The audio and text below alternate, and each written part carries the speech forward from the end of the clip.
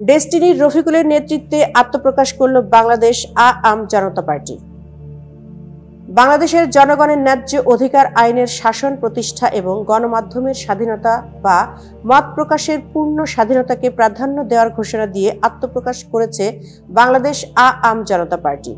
বৃহস্পতিবার 17 এপ্রিল রাজধানীর বনানীর একটি 5 তারকা হোটেলে একটি সংবাদ সম্মেলন আয়োজন হয় এ উপলক্ষে।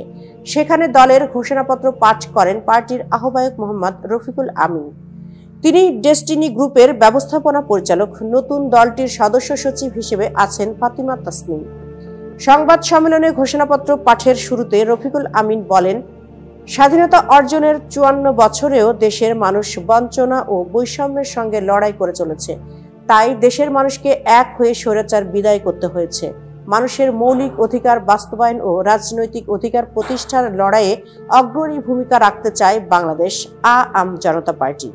তিনি বলেন, দেশপ্রেমের মন্ত্রে উজ্জীবিত হয়ে সুশাসন প্রতিষ্ঠা, কর্মসংস্থান সৃষ্টি, ভারসাম্যপূর্ণ পররাষ্ট্রনীতি, অসাম্প্রদায়িক সমাজ গঠন, সরকারি অফিস ও আদালতের ডিজিটালাইজেশন, শিক্ষা প্রতিষ্ঠান ও অফিস আদালতের রাজনীতি নিরুৎসাহিত করা সহ বেশ কিছু সময়োপযোগী সিদ্ধান্ত বাস্তবায়ন করবে বাংলাদেশ আওয়ামী জনতা পার্টি।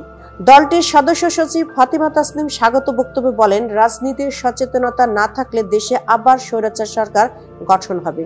আমরা আওয়ামী স্বৈরাচার দলকে দেশ থেকে বিতাড়িত করেছি, সামনেও আমরা কাউকে স্বৈরাচার হতে দেব না। অনুষ্ঠানে 297 সদস্য বিশিষ্ট আহ্বায়ক কমিটি ঘোষণা করা হয়। সেখানে অন্যান্যের মধ্যে রাজনৈতিক, সামাজিক ও সাংস্কৃতিক অঙ্গন সহ বিভিন্ন পেশার নাগরিকরা উপস্থিত ছিলেন।